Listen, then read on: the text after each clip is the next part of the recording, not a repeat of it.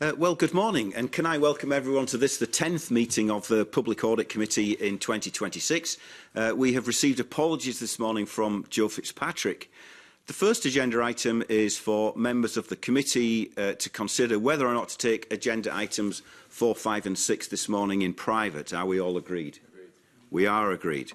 And the substantive agenda item for the committee this morning is further consideration of the best value in policing, the best value audit of policing in Scotland report, which we took evidence on the 11th of October from the Auditor General and His Majesty's Inspectorate of Police.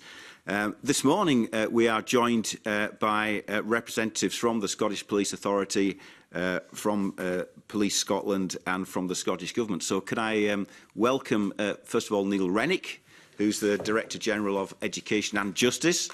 Alongside Mr Rennick is Don McGilvery, who is the Director of Safer Communities in the Scottish Government. And we're joined by Chris Brown, who's the Chief Executive, and Alistair Hay, who's the Vice Chair of the Scottish Police Authority. Good morning. And finally, we're joined by Chief Constable Joe Farrell. Alongside the Chief Constable is the Deputy Chief Constable, Alan Spears, who's got responsibility for professionalism and enabling services at Police Scotland. Good morning. We've got some questions to put to you this morning on the report. Before we get to those questions, I would like to invite representatives from each of the organisations around the table to make a short opening statement. Beginning with the Scottish Government, I'd like to invite Neil Rennick to address us. Neil. Thank you, Convener. Very briefly, I'm grateful to both Audit Scotland and His Majesty's Inspectorate of Constabulary for this report. The report is a positive reflection of policing in Scotland, with a number of strengths highlighted, including around effective leadership and governance, and Police Scotland's work with partners. It also recognises scope for further progress and improvement. Public service reform is a priority for the Scottish Government, and we will support Police Scotland and the SPA to progress ongoing work in this area.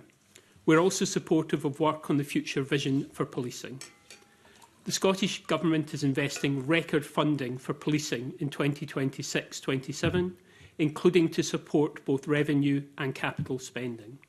The committee is aware that this funding has been delivered amidst a challenging, immediate and future fiscal landscape.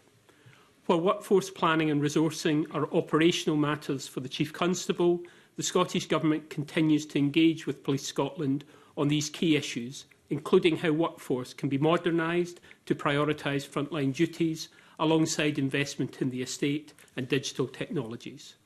I know that all three bodies here are committed to implementing the recommendations of the Best Value Report, and will work in tandem to do so.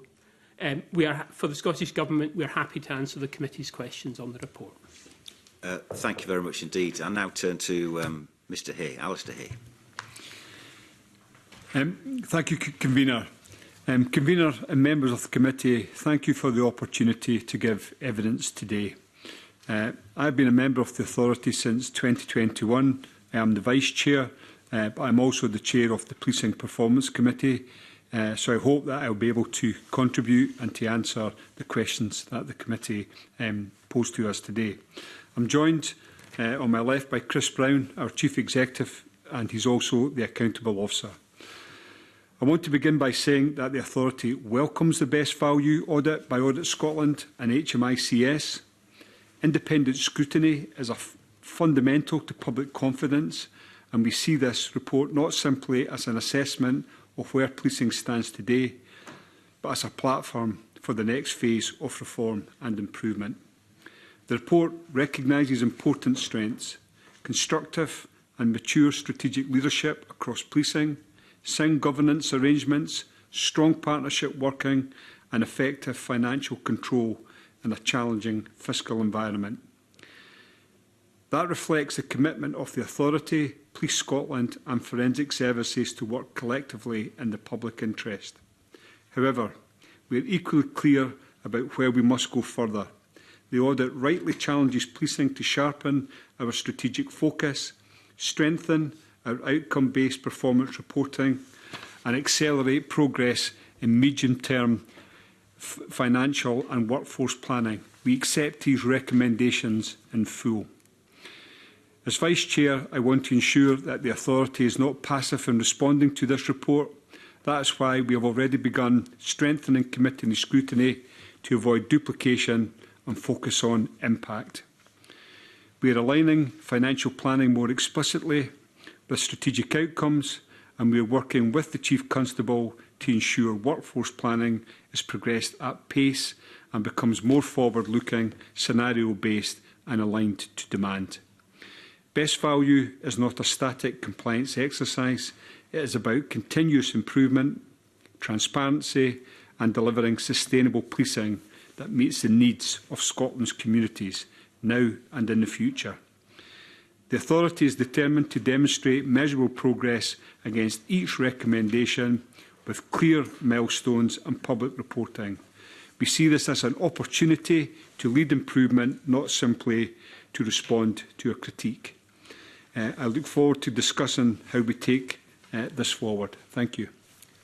Thank you very much indeed. And over to you, Chief Constable. Thank you, Convener. Good morning, Committee. The principles of best value resonate powerfully with me. I believe deeply in the value policing provides to the public and to the public purse. Communities need, deserve and rightly demand effective public services delivered in the most efficient way. And as a public leader, I have a duty to use resources responsibly and to work with other agencies to share resources and improve outcomes for the people that we serve. My leadership principles align with those of best value. I provide vision, direction and trust, and I want policing to be high performing. A focus on sustainability and equality enhances those principles and also flows from them. As we entered the best value audit, we believed policing had a good story to tell, built on reform achieved, financial responsibility and strong collaboration. Since appointment, I've set a vision of safer communities, less crime, supported victims and a thriving workforce, and prioritising the front line for support. We're delivering on that vision, including the rollout of body-worn video and the development of a strengthened community policing model. The audit highlighted these strengths, and I will record my thanks to Audit Scotland and HMICS for the quality of their work and their approach. As part of the audit, we made a detailed self-assessment and the themes we identified for improvement chime with those outlined in the audit. I am equally grateful to the audit team for the constructive approach to bring clarity and focus to these areas where I know policing can make improvements. For example, in workforce planning, supporting more people back to work, and in measuring performance. The rapidly changing world, growing online harms, poverty, civil unrest, geopolitics and heightened assessment of counter-state threat and terrorism threats underlines policing's duty to deploy dynamically to respond to the threat, risk and harm as it emerges. We will work with Scottish Government and across the public sector to ensure policing continues to be a good partner and that we are in good partnerships. For example, in relation to mental health related demand, to help ensure more people get the help from the agency best able to provide it. Although the audit reflects genuine barriers, such as annual budgets and an inability to borrow or hold reserves, we are already taking forward the recommendations. More deeply, we embrace the culture and the mindset of best value, organisation, learning and continuous improvement. I know the acute public finance pressures we are all facing and a best value ethos will be essential to support good quality services to our communities. It is the right thing for policing, our partners and for the public that we serve. Thank you. Thank you very much indeed. Can I ask each of you in turn if you accept the findings and the recommendations of this best value report? I think, Mr Hay, you said in your opening remarks that you did. I don't know whether you want to confirm that. The authority accepts the findings and the recommendations in full. We're already in progress in terms of putting in place an action plan to respond to these, and that will go before our Audit, Risk and Assurance Committee in May of this year. Thank you very much. Mr Rennick, does the Scottish Government accept the findings and recommendations of this report? Yes, we do, and are committed to working with Police Scotland and the Police Authority in taking the full range of recommendations forward. Thank you. And Chief Constable, over to you. Yes, we do, and we're already begun the work to address the issues raised in the audit. Thank you. Right, thank you. Before we get into the detail of this report, there are some more contemporaneous issues that I think we wanted to speak to you about this morning, as you are in front of a parliamentary committee. Now, I should begin by declaring my interest as the convener of the Professional Footballers Association Scotland Parliamentary Interest Group. When we had evidence from the Chief Inspector of Constabulary on the 11th of February, he said this to us when we were speaking about operational matters and equality and so on. He said, for example, operational equality assessments are being done. And he went on to say, if there is a Celtic versus Rangers match at the weekend, an equality impact assessment will be done in the lead up to policing that event. It is about widening that approach in a way that takes the human rights that sit at the core of the organisation's values and ensures that they are applied in every operational sphere. So I suppose the question is, did that happen in the lead up to last Sunday's fixture at Ibrox? Chief Constable. Thank you for that question. Within all of our operational duties and commitments, our obligations around human rights feature in the planning and the preparation and the deployment of resources, both to meet the needs of the operation, i.e. public safety, but at the same time ensuring that we uphold human rights, and that runs through our operational policies and practice. And that is something that's tested on a weekly basis. And I've just broadened out beyond football. We see between 40 and 50 different events across Scotland every single week that require a policing response. So that might be football and other sporting events. It might be protest. And they all require us to deploy in a legal, appropriate and proportionate response based on a threat assessment. And that will be the process by which we arrived at the resourcing levels and the operational deployment and the tactics that were deployed on Sunday afternoon. Okay, thank you. And we hear, and I think we heard in your opening statement, Chief Constable, about changes in the nature of crime, and you have to gear up accordingly. But of course, what was witnessed on Sunday was a good old-fashioned football pitch invasion, followed by violent conduct, disorderly and threatening conduct, including, as the PFA have pointed out, towards players and coaching staff for whom it's their place of work. What's your observation about that, and what action are you taking about that? So the events of Sunday afternoon were absolutely disgraceful, and I condemn the people involved in violence.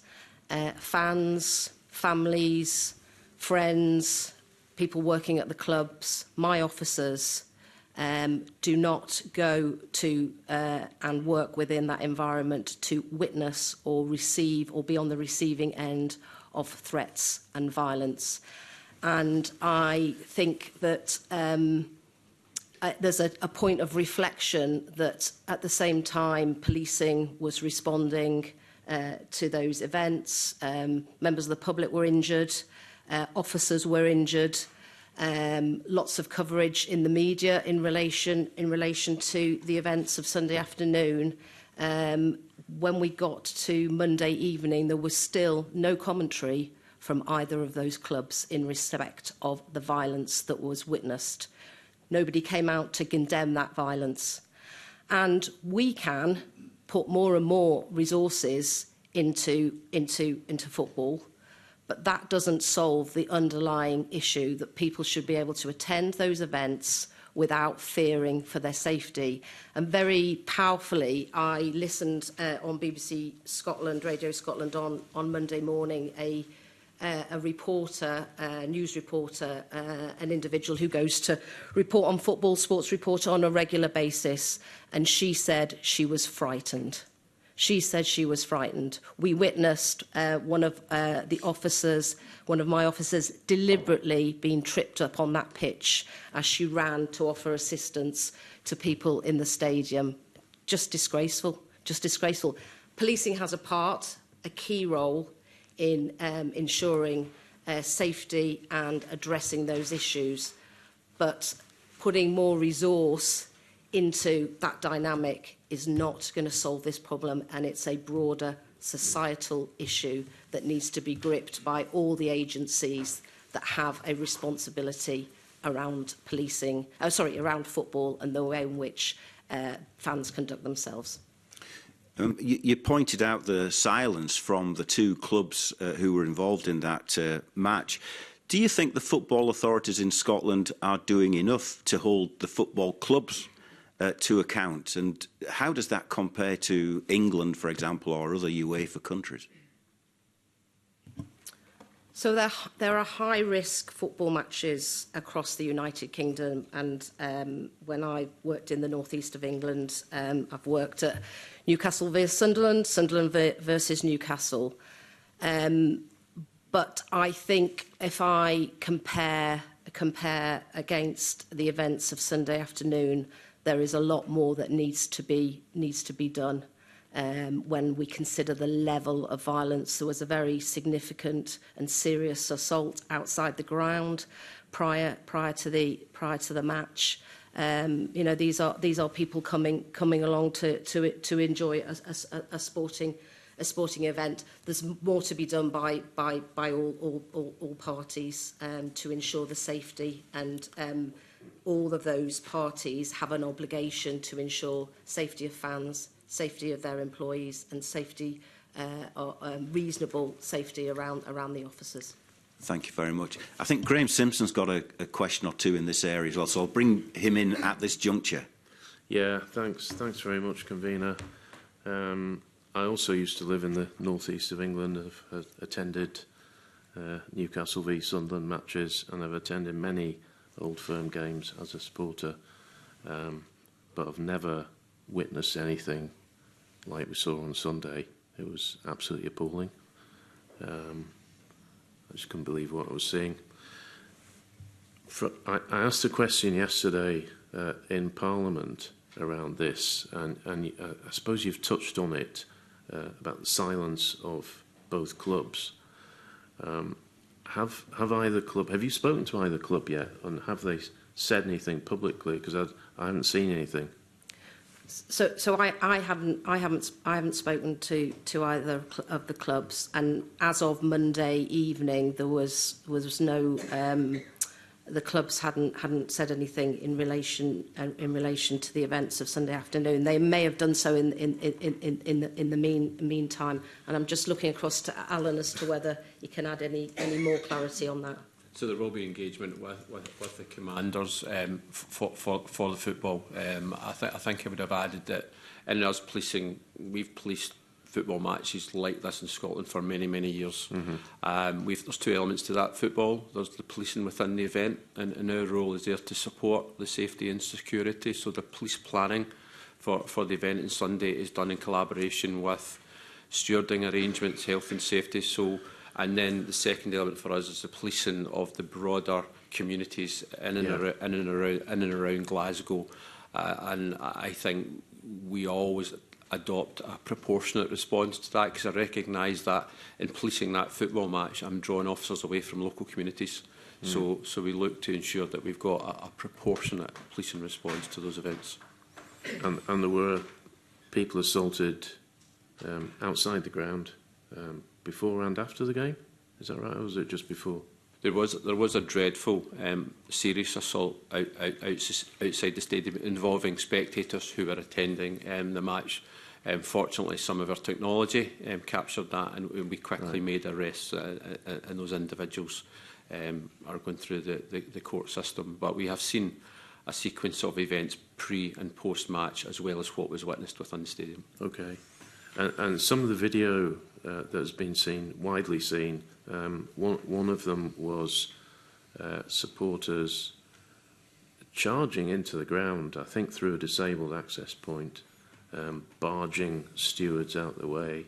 Hopefully nobody was hurt there, but that shouldn't have happened. Now, I'm not blaming the police for that, but I think but basically that shouldn't be able to happen. So there needs to be a sort of inquiry into that.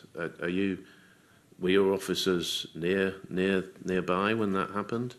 The stewarding of the match and the access for spectators to the match is a stewarding matter, but obviously looking at the circumstances that basically the turnstiles were rushed and a large proportion of fans entered the stadium without any tickets. So we will work with both the club and stewards around what we can put in place to ensure the safety and well-being. But that's a critical role for the club's stewarding facilities in terms of the entry and egress of spectators for the event. I mean, in that case, it didn't look like there were turnstiles. It must have been a door that was open or a gate. I think it was a fire door. Right. I think. Yeah. I think. Okay. And then turning to the actual events following the penalty shootout, when we had, well, both sets of fans were on the pitch, and there were largely, it seemed to me, just watching it. I watched it on the telly. I wasn't there, but watching it on the telly, there was a group of largely young men, many who were dressed the same. We can call it a uniform. Many who wore balaclavas in club colours, charging towards the other set of fans. And my question in Parliament yesterday was, going back to the clubs, is there a responsibility on the clubs to review how they allocate tickets so that these kind of people aren't getting tickets for games, whether they're home or away? Well, that would seem like an obvious action that needs to be considered and taken by the clubs. How do they ensure the safety of their broader fan base and eliminate those individuals who come in and have prepared the balaclavas and the pyrotechnics in order with the intent of causing disruption, harm to those other people around them. We now have an investigation, as you would expect, across all of the events of Sunday afternoon, and where crimes have been committed of violence and disorder. We will identify those people and we'll come after them. But is that something that you, as the police, could be discussing with the clubs? I mean, it's easy to say the clubs should deal with this. Well, they should, but actually, if they don't, then innocent people can get caught up, and then you're involved. Yeah, and they'll be part of the ongoing discussions that the commander, the chief superintendent, will have had prior to the game, in preparation for the game and following the game, and the review involving the safety advisory group, but ultimately certify the event as safe in advance of it taking place. Okay. And final question on this. I've seen some commentary around the actual policing of that particular game, and comparing it to how games at Hampden are policed, where you will see a line of police and stewards form in front of fans, and that prevents, it's a deterrent, I guess, so it stops people coming onto the pitch, and that didn't seem to happen at Ibrox. Whereas I think if you've got a penalty shootout, it's wrong to go on the pitch, but maybe you could anticipate that it might happen. So I just wonder why there was that difference. I spoke a little bit earlier about the two phases of policing a football match, the element that's within the stadium, excuse me, and the element that's without the stadium. What we've experienced in Scotland over a number of years is that there is a cost associated with policing the inside of a stadium in a football match, and there has been a real push and pull from the clubs to try and limit the costs around that. So football matches are now categorised. So we would provide a policing and a proportionate policing response that would be suitable to the club. What I would say on Sunday is that within 90 seconds, and when you're watching that footage, it seems like a very long while, but within 90 seconds, we had a cordon in place. The assurance that I could give you was that our next phase, had that escalated any further, would have been to bring a significant number of horses, and we'd have used our mounted officers and others had that been required. But there's a real imperative on the clubs to look at how they would want those matches to be policed. And when we come to Hampden, you're absolutely right, but that then is an arrangement, an agreement between both. So there is a lot on us on the football authorities and the clubs to determine the policing footprint that you would want to see inside a stadium. And when you look across other parts of the UK, policing within inside a stadium is very limited, and in a lot of instances doesn't take place at all. I mean, in most games you're not going to need, I wouldn't have thought, a lot of police, but you are going to need far more on a Celtic Rangers game. Definitely. So is it coming down to money? Is it coming down to how much the clubs are prepared to pay for policing inside the ground? I think it's a consideration, Mr Simpson, and we will provide the resources that the clubs would want. We would also base that on years of experience of policing an event like that. And sometimes with hindsight, I've heard quite a bit of criticism of our officers. I think they've done a brilliant job alongside stewards on Sunday with the circumstances that they faced. But we'll certainly go through a whole series of debriefing and have a strong voice in terms of how, and we're only a few weeks away from the next Old Firm game taking place. Yeah. Thank you. Thanks. Just on this theme, finally, the Deputy Convener's got a couple of questions on this too. I do, and I'll try and keep these technical because I know we've got a lot of ground to cover this morning, but maybe it's quick fire then. Would it be better if Old Firm games are never held in either of the domestic stadiums of the clubs that are playing? Should they only be held in a third-party stadium?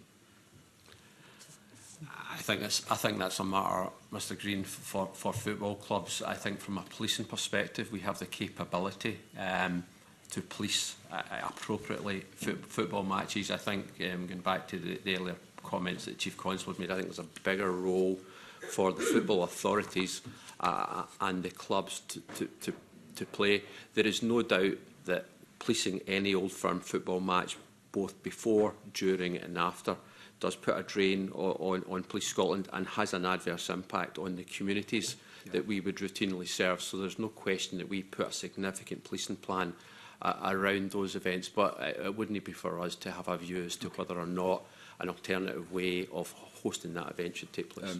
Okay, thank you. I'm interested in the intelligence work that you might undertake, and without going into any operational details, I wouldn't expect that from you this morning, but alluding to the points previously made about the types of organisations and groups that are infiltrating football matches, surely I would find it difficult to believe that these are not premeditated and pre-planned activities. What sort of work is Police Scotland doing ahead of games to ensure that they're monitoring Facebook groups, WhatsApp groups and other closed networks where this activity is clearly being coordinated en masse and in advance of the match? We do a huge amount of work around intelligence and as it relates to football. Our challenges, more often than not, around football is never within the stadium. Ironically, it's very often before and at times after. So we have a rich picture of intelligence. We know that in terms of the Old Firm that there are risk elements to both those supporters. But when it gets to a point that a match is within inside the stadium, It's literally all season ticket holders. People are known. Our challenges are generally out with it, and certainly from my understanding of the weekend, if the question is could we have envisaged that would have happened post the match, no, there was nothing that would have suggested that was going to be the course of behaviours that we witnessed on Sunday. Right, that's interesting. And my final question on this is with regards to legislation, which does relate to your officers. Now, this Parliament passed the Fireworks and Pyrotechnics Scotland Act in 2022. I recall vividly the passage of that bill, and it included provisions to deal with the incidents of fireworks and pyrotechnics, including flares, specifically at sporting events, but more specifically at policing, at football matches. You very rarely see flares being chucked around Murrayfield, that's for sure. Something's not working here. I saw flares being chucked across the pitch, being chucked towards people, players, police officers. I guess my question is, what is going wrong here? Is it the legislation that's not fit for purpose, or the implementation of the powers that bill granted your officers? Because something's not working. I think it's a massive challenge, and I think you can see the challenge across Europe in terms of flares and pyrotechnics that relate to football. And I think this legislation is in place, and there's many games where officers and stewards will seize pyrotechnic. So how many were seized at the weekend? I don't have that detail. How many stop and searches took place? I don't have that level of detail. You'll understand in the territory of stop and search, we've got to have really strong reasons for stopping and search. But the technical details of the weekend, I don't have with me. I think you see my point. The flares are getting into the stadium in people's pockets or down their socks or elsewhere. So there is still an issue here, and the police now have additional powers they didn't have a couple of years ago. So your officers on the ground, outside the stadium, before the match, have additional powers to stop these flares getting in the first place. But they're still getting in. So there is a problem. We do, but let's be really clear that the access to stadiums and the stewarding of a football match isn't the primary focus of the police. So, right. So we don't have a role to play in permitting season ticket holders access to a stadium. So I would say we've work to do alongside the football club and the stewarding arrangements, but it's easy to look at policing as being the primary source of resolving that, but the stewarding arrangements are in place to permit access to stadiums of their fans. Okay, thank you, Commissioner. Thank you very much, and thank you very much for answering our questions on that, because to all intents and purposes that's not the reason why you're here, but it's of extreme public interest, so we wanted to cover some of that ground. Can I take you back to the report?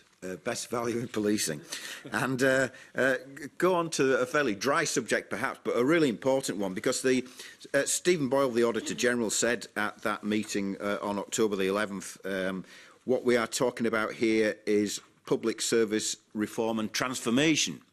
And digital transformation is one of the key elements of that. Now, I'm old enough to remember that 10 years ago there was a rather costly decision having to be taken to abandon the I6 Accenture digital IT transformational programme, which was supposed to save £200 million, I think, at the time, and that had to be scrapped.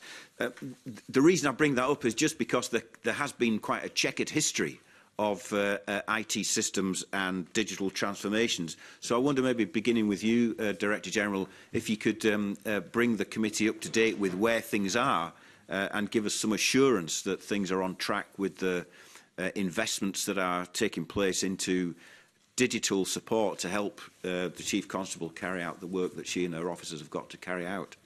Thank you, Convener. Obviously, I'll allow Police Scotland and the SBA to talk about some of the internal work and internal decisions around that digital investment. But over that decade, there have been positive examples of the Scottish Government working with Police Scotland and other justice partners to take forward digital innovations. The one I would particularly highlight is the digital evidence sharing capability, where the Scottish Government put significant resources into that to allow for the more effective sharing of evidence across the justice system, an analysis of the desk and the parallel work on summary justice reform are indicating significant efficiencies that are being delivered from that investment. That has also helped to facilitate decisions by Police Scotland around the investment in and rollout of body-worn video. And again, we're aware of the benefits that that's delivering in terms of faster justice decisions and reducing the need for police officers to provide direct evidence. So there are positive examples in terms of other work within Police Scotland around its systems. I'm sure Police Scotland and SPA will be able to update on those. Okay. I don't know whether Mr Brown, Mr Hay want to comment on where we are with the IT investments.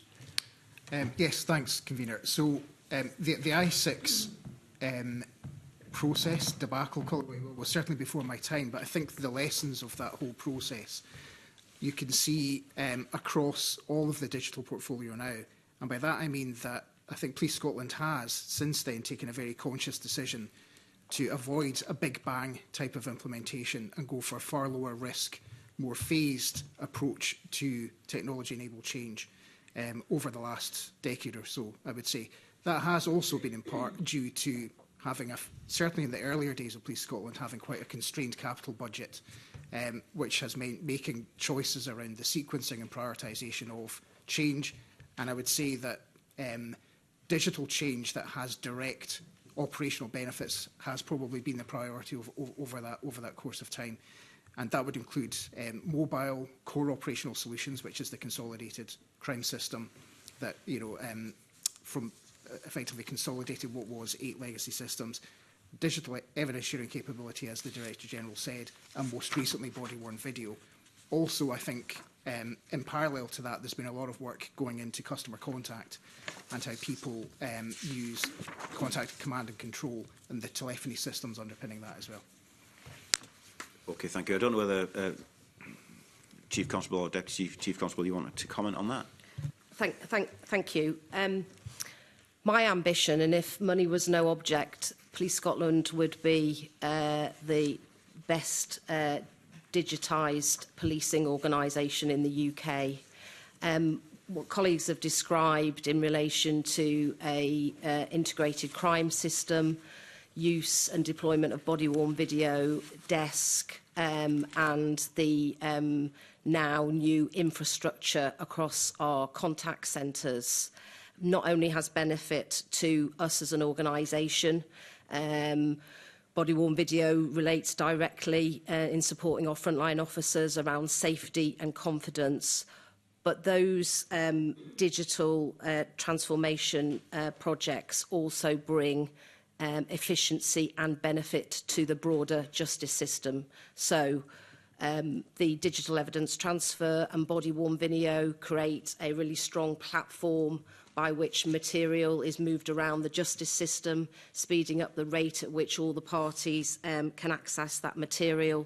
Our new command and control contact centre technology will allow in the future members of the public to be able to access policing through digital means, which we do across all of our daily lives. But clearly the specification for that technology has to be very robust and significant when you look at things like cyber threat. And the now one crime operational system again means we can operate in one single national way and drive efficiencies the way in which we manage crime and crime management. I think there is significant scope moving forward, and we've demonstrated we've got a really strong record as a triumphant group in terms of driving forward positive change, driving efficiencies, and in many respects, some of this is only just the beginning. If I think about body-worn video, moving forward, we will look to be able to share footage with partners across local authorities, particularly those who are working in public protection and around issues such as domestic violence, because a picture speaks a thousand words. And when social workers are making decisions around families and child protection issues, my experience is that material is really, really powerful in making informed and evidence-based decisions. We have a really strong momentum across digital transformation in Police Scotland, and it will go from some strength to strength. Thank you very much. I'm going to bring Graham Simpson in a moment, but just you mentioned about capital constraints. I mean, the point is made in the report, I think it's para 24, that by going from local authority controlled policing to a single Scottish-wide force, which was a policy decision, not taken by a decision taken by any of our witnesses this morning. That does, as the report points out, mean that you're in a situation where you have no reserves and you don't have borrowing powers in the way that a local authority would have had. So that, in part, I think, colours the fiscal climate that you are working in. But I'm going to bring in Graham Simpson to put some questions to you now. Graham. Thanks very much, Convener. I've got a few areas to cover. And I'll start off with something that is very current, even more current than the old firm game. There was a press release that came out yesterday from the Scottish Biometrics Commissioner. You've seen that. So I think there's a couple of questions in this, probably for yourself, Chief Constable, and then Mr. Rennick, because there's a question for the Scottish Government in this. So the basic thrust of what the Biometrics Commissioner was saying is that Police Scotland doesn't routinely take fingerprints of everyone that's arrested, and that means that, and I'm paraphrasing here, that people can slip through the net. During a 3-month period, there were just over 3,000 cases where an officially accused person was arrested but didn't have their prints taken.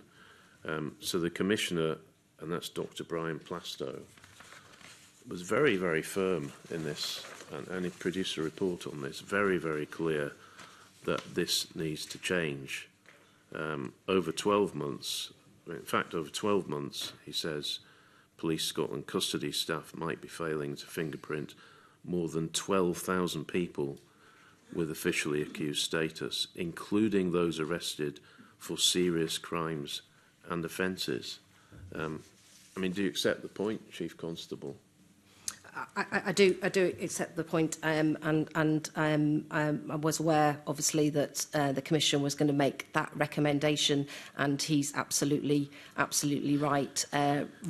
Everybody who comes into custody should be having all of their biometrics taken, regardless of whether they already exist on the various databases, and we need to put a stronger level of governance and grip around that to ensure that that takes place. So why isn't it taking place?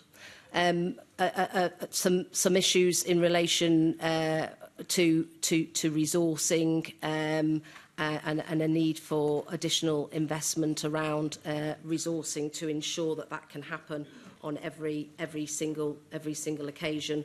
We're working through a piece of work at the moment to determine what both our custody provision looks like across the country and what the right level of resourcing needs to take place in order to ensure that we close that significant issue and at the same time have an estate and a staffing model, a resourcing model that's fit for the future in terms of the demands on custody.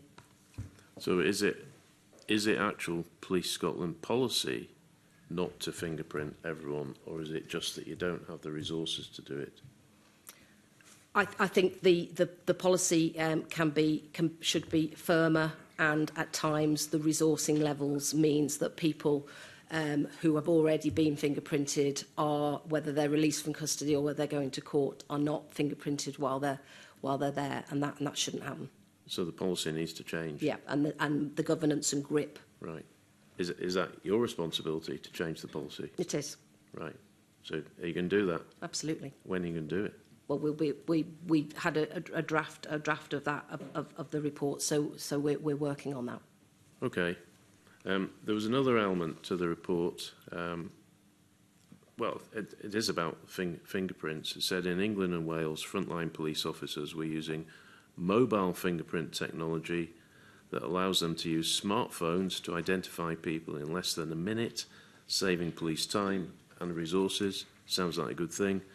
It notes that at UK level, the Home Office has a biometric strategy and has provided funding for biometric projects, including the creation of a new national centre for AI for England and Wales, 50 live facial recognition vans, and a project that was helping speed up fingerprint processing. And Dr. Plastow says, and I'm quoting him, by contrast, and this is a question for you, Mr. Rennick, by contrast, the Scottish Government does not have a biometric strategy for Scotland, and accordingly there is no multi-year capital allocation to Police Scotland or the Scottish Police Authority, Mr. Hay, to support a devolved vision where enhanced biometric capabilities could improve community safety in Scotland.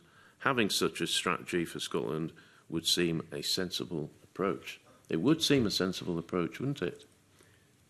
As we would do with any independent report, we will consider the recommendations, and part of the purpose of having the Biometrics Commissioner is to assist us in suggesting areas where we can look at and engage with Police Scotland and the SPA and other agencies in looking at that, and we will do so following those recommendations. We do not tie what the capital allocation that we provide to Police Scotland to particular commitments. Those are decisions that the SPA and Police Scotland will take, looking at the overall levels of capital funding that we provide them. But if there are indications of evidence of lessons that we can learn from other parts of the UK, whether that's changes in terms of policy at national level or areas of investment, those are the sorts of issues that we would speak to the Police Scotland and the SPA.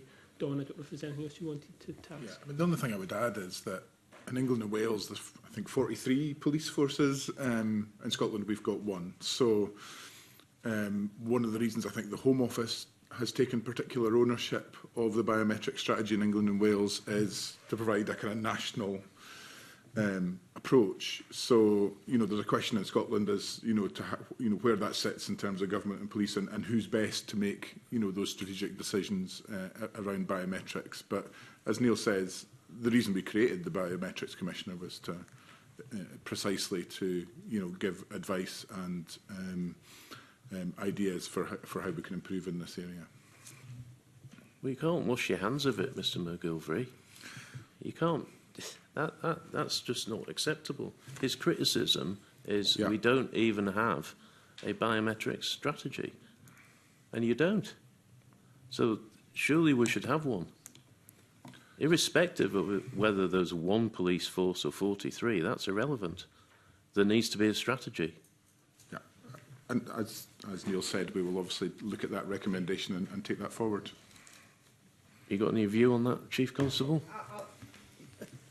Thank you. I was going to talk specifically in relation to the points that you've referenced there. So the roadside capability to take somebody's fingerprints is part of the National Law Enforcement Data System, which is the replacement for the Police National Computer. So we're part of that programme, and in due course, we will be able, if we decide and we have the right funding and we prioritise that to access that technology. So we're part of that programme. You talked there about the AI approach in England and Wales. That's been funded by the Home Office. We're in discussions with the team down there as to how we can collaborate. We've got some of those capabilities within Police Scotland. We've built a data science team. So I think we can contribute to that broader UK effort in relation to use of AI in law enforcement. And in relation to live facial recognition, we are looking at the capability and the investment that would be required. I personally and professionally think the tool is very effective, but there are differing views in terms of intrusion and privacy, and those conversations are ongoing in relation to balancing the rights of individuals and their privacy with the need and the desire to want to identify those who have committed crimes and cause harm. I mean, I'm a bit of a fan of cop shows on telly, right. And there was one recently I was watching where there was one of the police forces in England was trying to track somebody, so they had, you know, hundreds of pieces of CCTV, and they used AI to actually track someone. It was quite amazing. So that saved hours of time and they actually managed, using AI, to find somebody. That's where it could be used, isn't it? Yeah, absolutely. But any new technology that impacts on individual citizens needs to be managed and consulted on appropriately to ensure that we uphold individual rights, and it can explain how it's going to be used. Okay, I want to move on. I want to ask about the mental health and the mental health of officers, because it's a big issue. In fact, it seems to be the most common cause of long-term absence for officers and police staff. An absence that comes with a cost, £80 million for Police Scotland, and absence levels are higher than pre-COVID levels. This is actually outlined in Exhibit 3 of the Auditor General's report, page 21.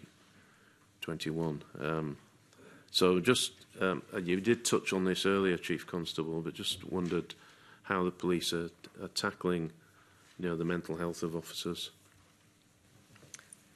Thank you. And this is, as you appreciate, a sensitive issue, and one that we've got a sharp focus on. So it won't be of surprise to people, and whether it's through knowledge of friends and relatives or watching those TV shows. Officers on the front line face trauma on a regular basis by the nature of the role that they undertake, and I think policing's unique in that space. Clearly, other emergency services also do, but I think the frequency with which our frontline officers are subject to trauma probably makes them unique. Alan will provide the committee with some detail of the measures and the investment we put in place to support officers and to try and take a more preventative approach in relation to this. But just by way of example, because this is important, and the report also talks about modified officers. Yeah. So a small team in a town in Scotland. I'll just give you an example of the critical and trauma-related incidents that one sergeant and 6 PCs experienced in just 1 month. The detail of this was subject of the top award in our recent Bravery and Excellence Awards, but it's important that I put this detail to the committee. So this small team, a sergeant and 6 constables, they located and in 1 month located and supported a woman in distress who was on a train line to come back over the fence to safety. She was threatening to take her own life. The recovery of a body of a young person who had jumped from a bridge, and the officers then accompanied the deceased to hospital. They were first responders to a serious agricultural incident where they provided CPR for 20 minutes while waiting for the ambulance service. They responded to a serious road traffic collision in which the driver suffered life-changing injuries, and they supported the driver's family. They responded to a person who had swung out to sea, and they searched for a high-risk missing person who had threatened to take their own life, discovering them in a vehicle in the early hours of the morning. And they also, in that month, discovered a person who'd actually taken their own life. So just to reiterate, 1 sergeant and 6 PCs. By anybody's measure, that is a significant amount of trauma that frontline officers are witnessing. One of my priorities is that we strengthen the front line of policing across Scotland and ensure that important functions, but you would describe them as middle and back office, are done in the most efficient and effective way in order to ensure that we have the best capability and capacity on the front line of policing in order to support our colleagues. But Alan will talk about the investments we've made to address these issues of psychological trauma. Yeah, thank you. We've absolutely recognised what you've highlighted, Mr Simpson. 38% of our officers are off with mental health related absences, and that for us equates to about 80,000 working days each year being lost as a consequence of mental health. So a big focus in our training is about, firstly, trauma-informed training. We have a suite of training that's available to our officers. To highlight some of the trauma that the Chief Constable has spoken about, we then have trauma-informed processes to provide the immediate aftercare to officers in those instances, and we apply training and processes on a daily basis. We very recently refreshed our occupational health offering and our employee assistance offering that's available to officers and staff, and a big part of that is about psychological support. So it's an area in which we are really committed, and we recognise the challenges that our officers face. So we're working, I would say, hard in that space and investing as much as we can to provide the right levels of support to our officers and staff. Yeah, I mean, the figures are quite stark, and I think, you know, it's easy for members of the public to just don't realise what police have to go through the course of a career. And I've spoken to fairly senior officers who've been very open with me about the mental challenges that they have. But I suppose all this leads to, and I think you touched on it, Chief Constable, putting officers onto what's called modified duties. In other words, duties that are not necessarily out in the front line. And there's a large number, I think 14%, which is a lot. But there was a bit of a criticism in the report saying you've not really made enough progress to deal with the growing numbers of officers put on these duties. Would you accept that? I think that just to give you a greater insight in relation to modified duties is a broad term, and there's 3 or 4 key groups that sit within that. So anybody who is pregnant or following the birth of a child would sit within that group. Individuals who are restricted from frontline duties or suspended due to allegations of wrongdoing sit within that group. And then you've got a group both of people who are not able to work in frontline duties on a temporary basis. So that might be as a result of an injury on duty. It might be a pre-planned medical procedure, but we anticipate that they will return to full duties. And then there's those individuals who are not able to complete the full duties of a constable. It's a highly regulated area of business, and it's managed through our occupational health unit. I think there is more work to be done in ensuring that officers have a meaningful work that is not on the front line of policing, but using their skills and their knowledge and their experience. and at the same time within that there's also options in relation to where an individual is in a position where they're never going to be able to return to full duties and they're not going to be able to do a role that relates to policing. There's an option around an ill health retirement. What we have done is invested more money and with in collaboration with the authority who have a role in this, we've speeded up the process by which people leave the organisation on an ill health retirement. In my experience, if you're in that position and you know you're going to leave the organisation, it's not in anybody's interest to make that a very long-winded process. We want people to leave the organisation with dignity and ensure that we support them as best we can. But I go back to where I started. Policing is a hard job on the front line. Yeah. And you'll know from people's experience and what you've read, the trauma comes in different forms, and it can have an effect on people in the immediate aftermath, or it can be something further down the line. So it's a complex area. Yeah. Okay. I've taken up quite a bit of time, but I've just got one more area, and it still relates to mental health, but it's the mental health of the people that you're dealing with.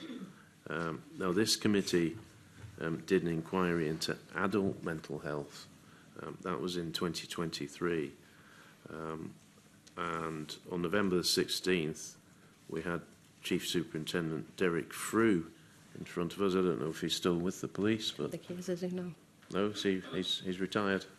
Okay, well, he was in front of us, so he was tasked with dealing with these issues.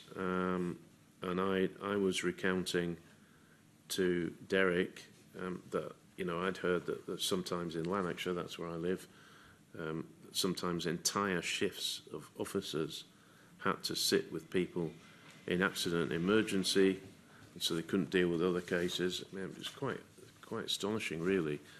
And we discussed at that meeting the approach taken by some forces in England. I mentioned Humberside, and they use a system called Right Care, Right Person, and that accepts that police are not always the best people to deal with people suffering from mental health. But at that point, Chief Superintendent Frew told me, and I'm quoting him, "I hope the people will be supportive of the fact that Police Scotland is not taking the position that forces down south have adopted, where certain areas have said, we're stepping back and we're not going to do that." Now, I've read comments from you, Chief Constable, recently, where you seem to be maybe have a change of view because the numbers are so great. I just want you to set out what your current thinking is. Thank you. So when I joined Police Scotland in the autumn of 23, speaking to frontline officers, the two biggest demands on them that they didn't see as an efficient way of doing business was the demand in relation to attendance at court and then not giving evidence. And we've made some good inroads. There's more work to be done. And I hope colleagues across the justice system would agree that we have put our full weight behind trying to bring about system change in the justice system, make it more efficient, better for victims, and more efficient for the agencies in relation to that. Equally, that's the approach that I've tried to adopt around mental health and our response to mental health. But fast forward, officers still talk to me and tell me, and the Federation David Threadgill would say to me, Chief, you've made no impact in relation to the amount of time we're spending supporting and the filling gaps of other agencies. And I said to Justice Committee and to the SPA in the last month that I'm probably at the end of the line in this space. because while we're sitting with individuals in hospitals and filling the void that other agencies should be in, we're not getting to other calls and other victims in a timely way. It doesn't sit well with me to just say we're stepping away from this. We have a role. Article 2, right to life, is absolutely our priority.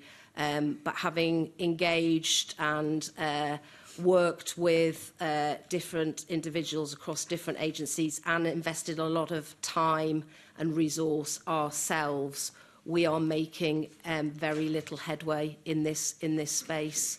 And if I think about the officers on the front line, this is not satisfying work. This is not why people join the police. So we will now, and Alan will give you some specifics. We will now move to a different posture and a different position. I don't want to be in a position where we say, don't bother ringing us because we're not going to respond. That's not right, and it doesn't sit well with me, and it doesn't sit well with officers across Police Scotland. But I'd be not doing my duty if I continued to almost condone that it's right that everybody walks away and leaves us, because we have other priorities. And as my colleague ACC Payton said to Justice Committee, it's mental health, not justice. But Alan will talk about briefly about some of the measures that we're going to take fairly rapidly. Sorry, just before I pass over, there are areas of good practice. And Ayrshire is the one location where actually there's some good provision there, but it's such a patchwork quilt. It's such a patchwork quilt, and that's not right and proper. And we've got a strange situation where people ring the police when they need psychological support. How has that happened? How has that happened? Thank you. We have been committed in this space. We stood up about 18 months ago, a mental health task force, recognising we had a role to play, and we wanted to drive progress in that area. And I guess to the Chief Constable's observations, we've probably not made the progress that we thought we might have been able to impact. So, broad terms, we're receiving about 500 calls a day that are from vulnerable members of the public, and about 85% of those calls is not about a crime or a policing matter. And when I deploy officers to deal with a mental health related incident, on average it's taken between 4 and 6 hours to deal with that single incident. So that gives you a sense of the volume. We introduced a mental health pathway where we could divert calls to NHS, and we introduced a mental health index where at the scene of an incident we could get immediate access to a clinician. It's had some degrees of success. 15,000 incidents have went down the mental health pathway over 2 years. But set against 500 calls a day, that's 20. So the officers see no impact. The mental health index works superbly well in some local authority areas. In other areas, the phone just rings out. So we're having really limited impact in that space. We see a volume of calls coming from other partner agencies. You can see the drop-off, if I'm being blunt, at 4 o'clock in an afternoon as day shift staff finish, but a 24/7 service continues. We currently do warm transfers into the National Health Service, so that simply means that when we connect with a member of staff in the NHS, we'll step away from that call. We're moving very quickly to looking at bringing in a cold transfer when it's a matter that simply we can't support. Then we'll do that. But we are looking at a policy around how we can step away from the hospital, because I could take you to any hospital in Scotland and you will see a multitude of police vehicles sitting there. Yeah. I think body-worn video will help us. We're not dealing with individuals who are under arrest, and again, it's health, not justice. So our option is custody, court and conviction, and that's not the route to support mental health. So we will, in the coming financial year, take a much firmer position on this, because that's what officers are telling us. And what concerns me greatest is the detriment to local communities where they're not getting a police service that they would look to get. Yeah. I also made the point at the Criminal Justice Committee last week that rural and remote communities, at times the policing is different, so we will never step away from those instances where a person is in acute challenges and there's a threat to life. We will always respond in those circumstances. So there's a measured approach, but the volume and the demand on the service is, as I've highlighted, enormous. Okay. Mr Rennie, did you want to say anything? Yeah, very happy to, and thank you. I'm really grateful for you raising questions about this really important topic, and it's one that His Majesty's Inspector has looked at, one that the Criminal Justice Committee in the Parliament, and one that we have engaged over an extended period with Police Scotland and with our health colleagues in government. Really important to say, you will never be able to separate out overlaps between mental health and justice, because this is the population that the police are engaging with. We know, for example, that around 15% of people in prison are thought to have a long-term mental health condition. So those are people that have been all the way through the justice system. So there will always be that overlap between mental health and justice. But we agree that for the vast majority of people with mental health issues, a justice intervention would not be the best outcome. As the Deputy Chief Constable said, over time we have developed a number of initiatives, and that includes the mental health pathway, the mental health index, work on the distress brief intervention programme, an unscheduled care programme. And there are really good positive examples. The Chief Constable mentioned Ayrshire. I think NHS Lanarkshire also has a gold standard model of community triage. There's examples of safe spaces in Perth and Dundee, and other examples across the country. And I suppose that's the issue that gives me hope in this, that we know in particular locations there are those good practice examples, and what we need to do is that, accepting the variability in terms of rurality, etc., that we are able to share that good practice and apply it more widely, and making sure that is impacting at scale. I know one issue that His Majesty Inspector identified, and again, I think this is to the credit of the police officers, that there is a risk aversion about not wanting to leave people unless they're sure that they're in a safe space. But I think that redoubles the requirement for us to make sure that those alternatives are available. So it is an issue that we are taking incredibly seriously. But I think it's, as the Deputy Chief Constable says, making sure that we can do that at the appropriate scale. Dawn, I don't know if there's anything else from your perspective. No, I think you've covered it, Neil. There are plenty of examples of good practice. The challenge that lies ahead is delivering those at pace and scale across the country in a more consistent manner. That's what we need. That's what we need to focus on now. We know what is needed in terms of safe spaces, better handover in A&E, and so on. What we need to focus on now, and what we are focused on now, is pace and scale of getting that more consistently across the country. Okay, thank you. Convener, thanks for your patience, but I thought there were important areas to cover. Yeah, absolutely, and contained centrally in this report that's before us this morning, yeah. So identified by HM Inspector and the Auditor General. Colin Beattie's got some questions for you. Colin. Thank you, Convener.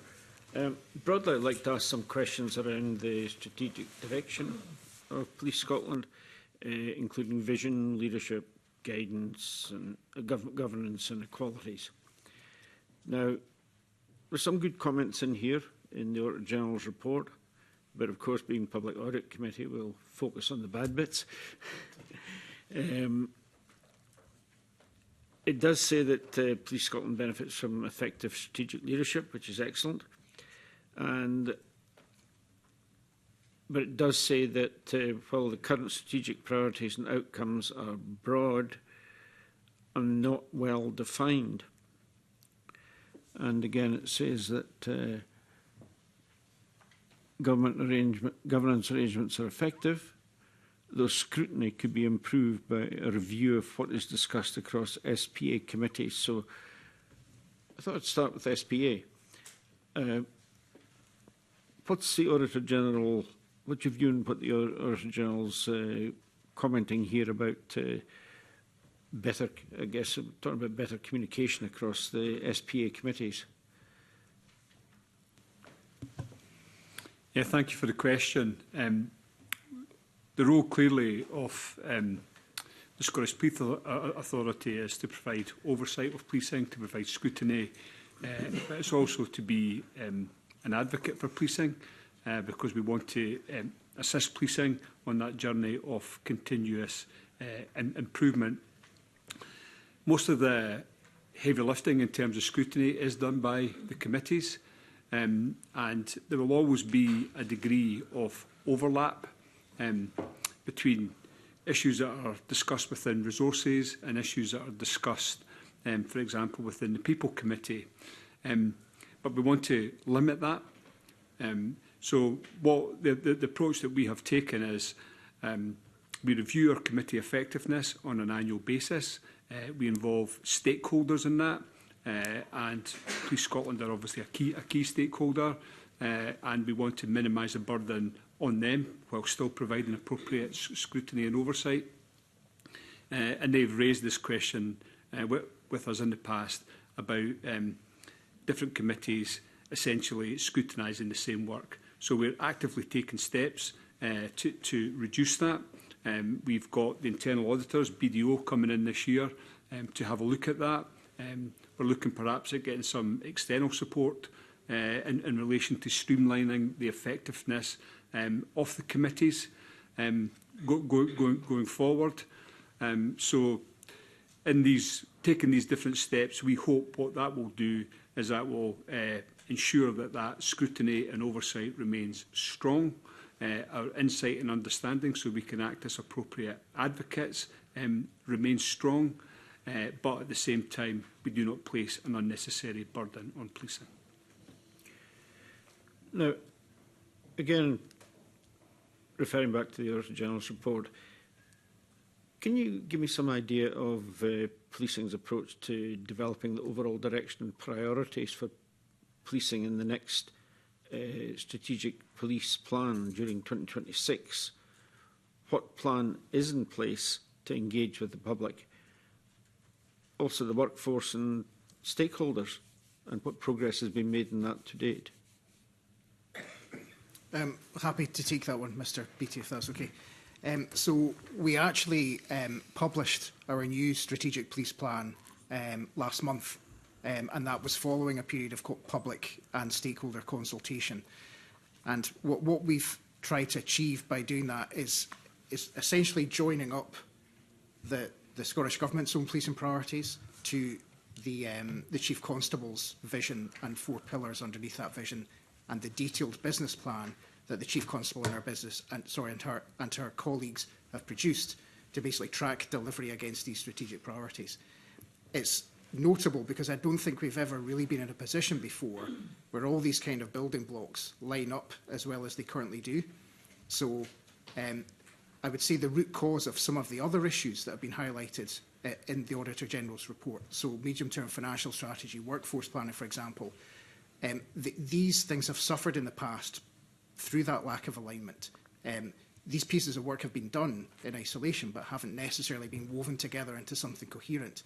And I think, you know, for the first time, we've got that. And I would say credit to the Chief Constable. The catalyst for joining all this together has been the 2030 vision, so the Chief's purpose, vision, values, and how that's translated into very detailed strategic products that allow us, as the authority, to track delivery, you know, over the years of that plan as well.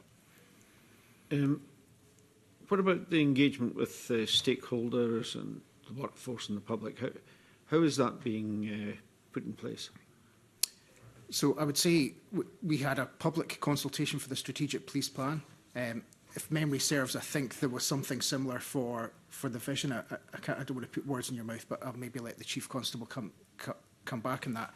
I think one area that is specifically highlighted within the report that perhaps we could have done better was internal staff engagement on the strategic police plan. And I know there will be an opportunity to refresh the SPP I assume there'll be an opportunity to refresh that, because whoever forms the next government, it is certainly within their gift to revisit their own policing priorities, and that would be a catalyst for us doing that again, for sure. Did the Chief Constable want to come in on that? Yes, thank you. So the purpose in relation to the vision, and Mr. Brown's described it very well, was to bring some additional clarity and focus. And you might say what's in 9 simple words, but it's a national service. And when I looked across that strategic landscape, I thought, gosh, that's complicated, because it's a complex business. But at the same time, on any one day, you know, somebody will say, well, what do you want? Where do you want our focus to be? So safe communities, less crime, supported victims, and a thriving workforce has brought focus and clarity, and that's reflected in the report. There was broad consultation in relation to that vision, both internally and externally, and with partners. And you know, if you said to me, could we have done more of that? Possibly, but we certainly did carry out that consultation and took feedback. Thank you. Just coming back to the SPA, what improvements is the SPA considering in relation to further improving governance arrangements?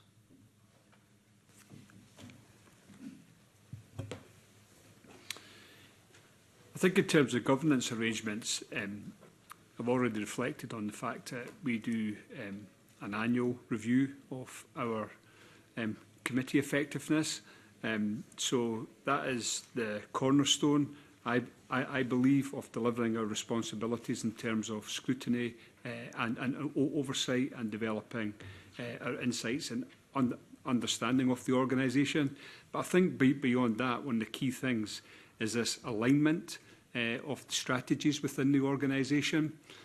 So starting with the government's policing priorities, making sure that the strategic policing plan and the vision, SPA's corporate strategy, the forensic services strategy, is making sure that these things are all aligned, and then making sure that that is then linked to appropriate performance and accountability framework, and making sure that the plans that underpin the strategies, they are appropriately resourced, making sure that the things that are the true priorities within the organisation have the correct level of resource within the organisation, be that financial, be that the expertise that's required, or the technology that is required. So I think that the report that we've received in terms of best value points to all of these things. These are not things that we were unaware of. These are things that some of the key building blocks are already in place, but this best value report gives an additional impetus to make sure that this is done at both pace, but is also done robustly, so it stands us in good stead going forward. Perhaps moving to something maybe that the Chief Constable might be more suitable to respond to. In response to serious concerns raised relating to institutional inequalities, Police Scotland's committed to becoming an anti-discriminatory and anti-racist organisation. What exactly is being done to deliver on those commitments? I'll ask DCC Spears to go into the detail in relation to policing together. Yeah, thank you. So the driving force in Police Scotland for us delivering on equality, diversity, inclusion is around our Policing Together programme. I would probably say at the outset that institutional discrimination is not unique to policing in Scotland. It is very much a societal issue. I think what's made it different is that Police Scotland have acknowledged this, and we recognise the importance of building trust and confidence in communities and the felt experience of communities. I think part of the challenge around institutional discrimination as a topic is the misapprehension and misunderstanding of what exactly that is. So, again, just to emphasise to the committee, we adopted the Macpherson definition, and putting that definition in its really simple terms, as an institution, our processes and our systems can sometimes unwittingly create a bias and a discrimination, and that's what we wanted to put a focus on. And I think it is important to be clear on the meaning of that. And we recognise that the impact of institutional discrimination is relational and it impacts people and communities. So to bring that to life, let me give you a really simple example. We recruit upwards of 700 officers, new recruits every year, and they undertake a residential training course over a period of 16 to 18 weeks. We recognise that, on reflection, that has got a bias. So based on gender and based on age, taking a person away from their caring responsibilities for 16 and 18 weeks limits those who might want to join the police. So the solution to that was to introduce a non-residential training course, and we now give new recruits the option of, would you want to stay in our accommodation for your training, or would you want to do that in a non-residential way? So that is one simple example of what I would describe as institutional discrimination. In terms of our Policing Together strategy, we have 4 key elements to that strategy. So it's about leadership, it's about learning, it's about communication, and it's about communities. And the communities aspect for us is incredibly important. So we have a suite of ways in which we can engage with harder to reach local communities across Scotland. We've got community advisors, we've got community relationship specialists who we recruit and employ, and we're working right across the organisation. And to help us, guide us across that path, we have, and I think we're probably about the only force in the UK at this point in time that has it, we have what's described as a culture dashboard.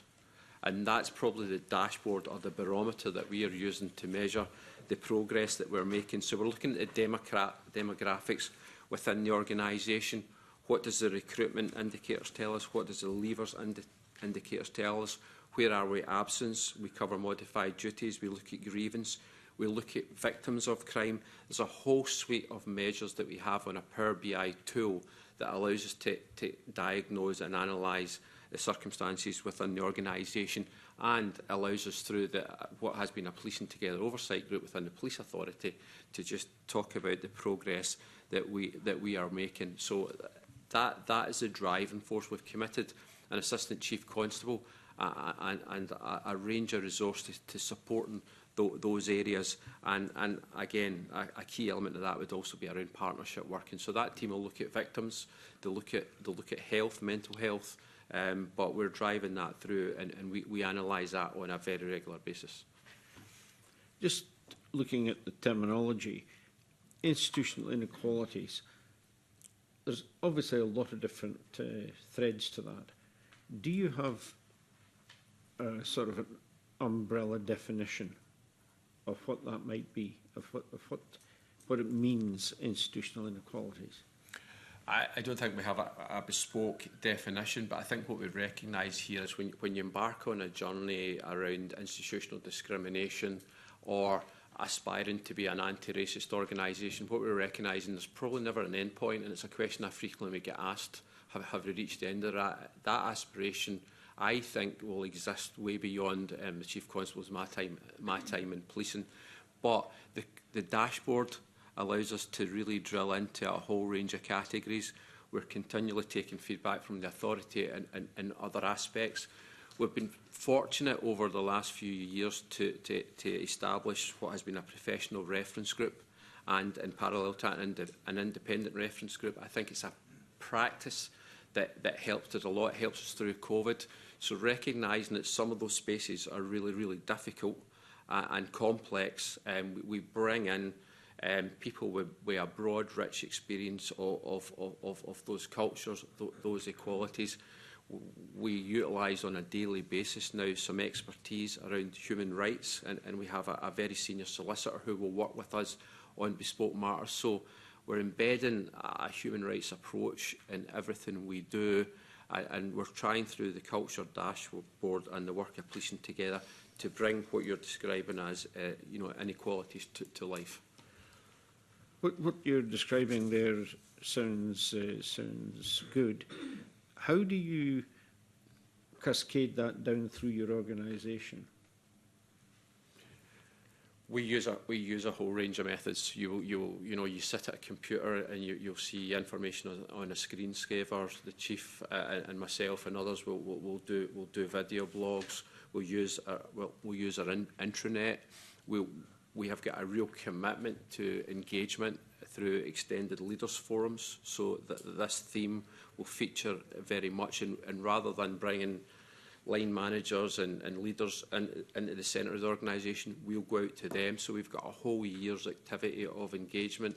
We also then recognise that diversity staff associations are incredibly important to us, so we've established a collaboration group where we bring all the staff associations together on an equal footing, and that, so we're listening to disability, we're listening to SEMPER, who would represent our black and ethnic minority officers, we're listening to LGBTI associations. So we're bringing all of those associations together because they are the voice of a lot of our officers. But equally important, we do, and both the Chief and I have hosted a range of sort of truth to power sessions where we'll allow officers to come in and spend time, and we can get our key message across, but more importantly we can listen to the matters that they would want to raise, and that applies to officers and staff right across the country.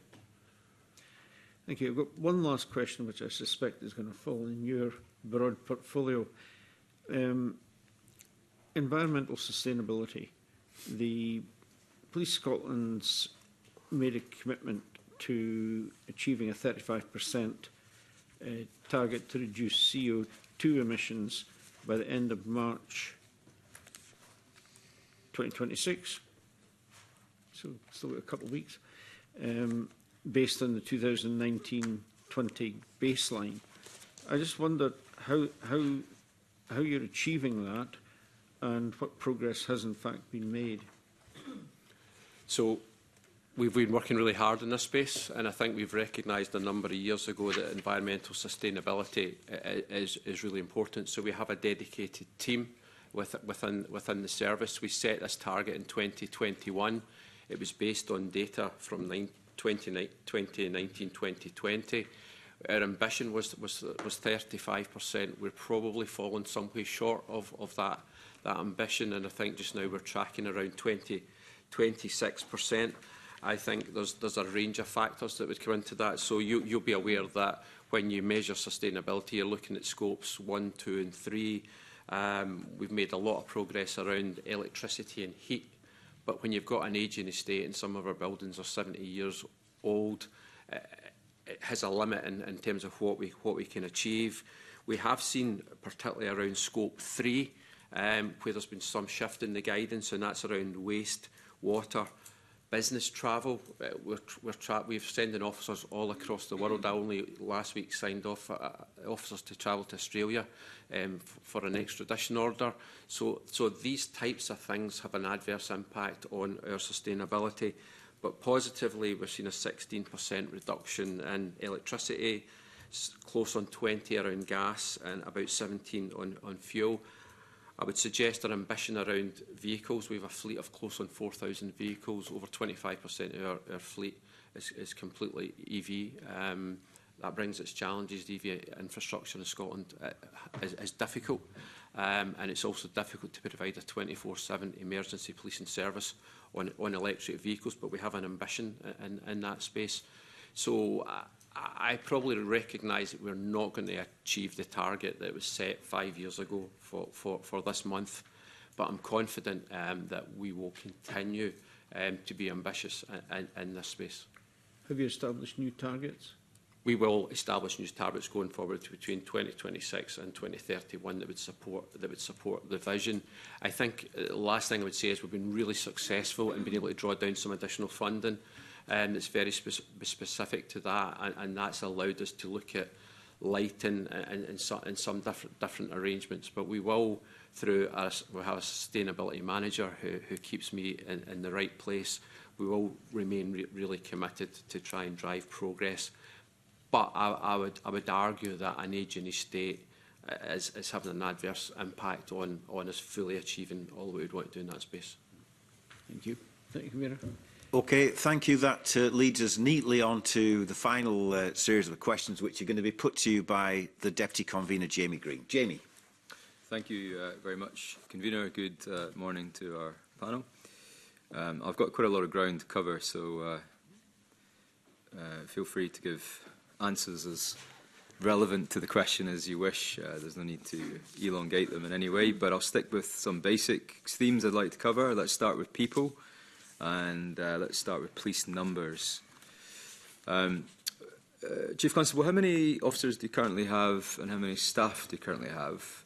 And is that above, below, or just about where you want to be in police numbers?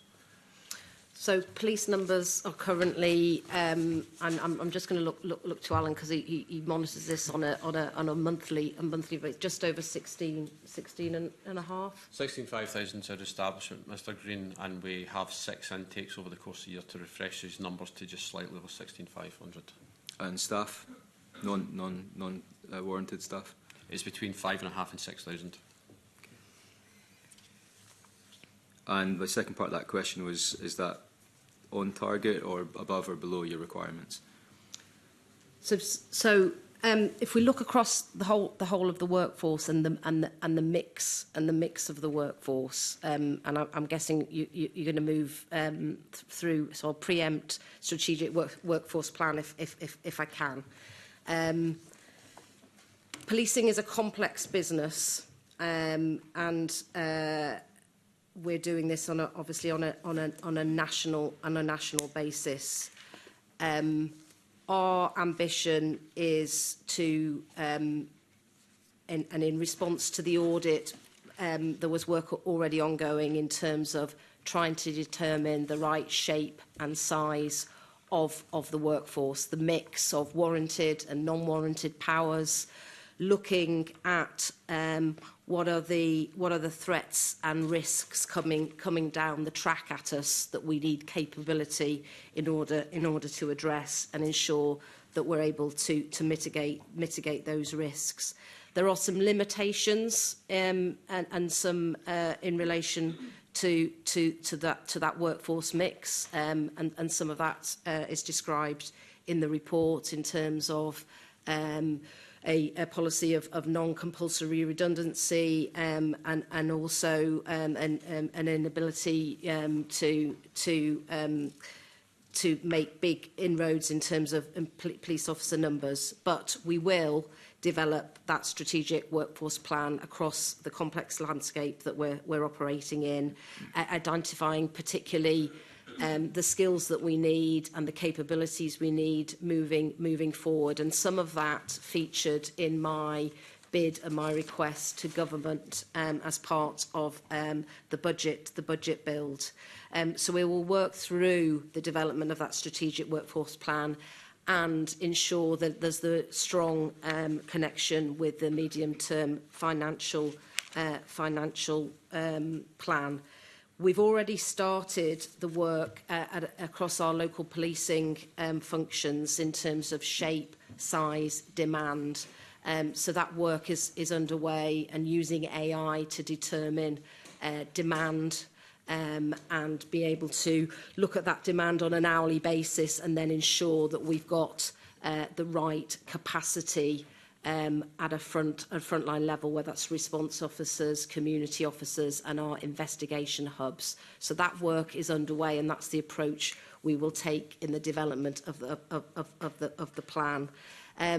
But I come back round to annualised budgets, and I think that, and it's acknowledged in the report, that a business of £1.6 billion delivering policing on a national basis, I think the future of an annualised budget and looking at the theme today of best value, I think there should be scope for this organisation to be able to have some flex across multi-years in order to ensure that as we meet the demands and the threats, we're able to develop our workforce to meet that evolving landscape, particularly across digital capability, because while it helps all of us in terms of public sector delivery around efficiency and effectiveness, it is also a route by which people commit crime,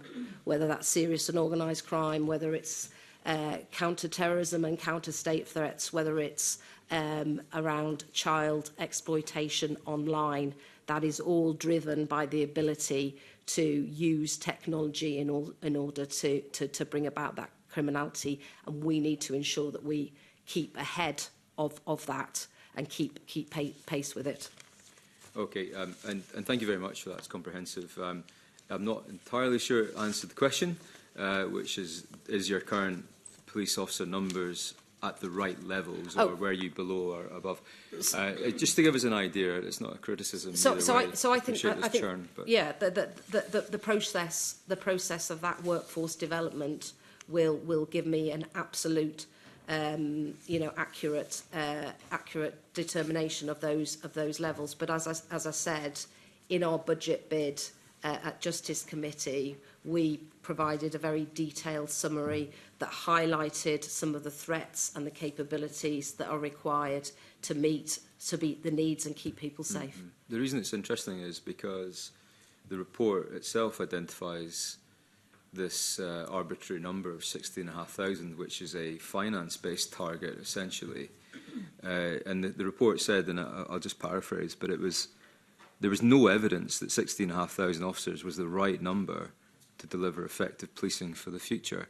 Now, on top of that 16,500, my understanding is that you've identified a need for a further 850 officers over the next 2 years and a further 350 staff. So that's 1,200 more on top of the 16,500. Yet, there is already commentary that the 16,500 is lacking evidence as being the right number. So, how can you be in a position to ask your colleague sitting next to you for more money, more resource budget, for more people, when we don't even know if that's the right amount of people you will need?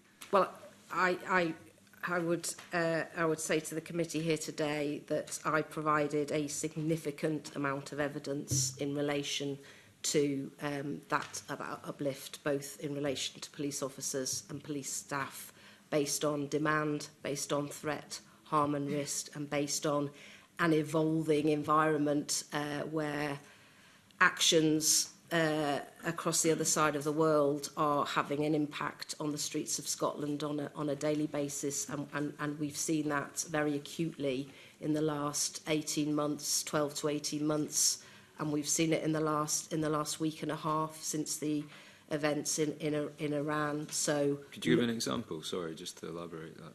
So what we've seen in the last 12 months is protest activity on the streets of Scotland, whether that's in relation to immigration issues, whether that's in relation to Israel and Palestine. So that's the real effect of actions taken elsewhere impacting on policing on a local basis, and people have the right to protest, and they feel very, very strongly.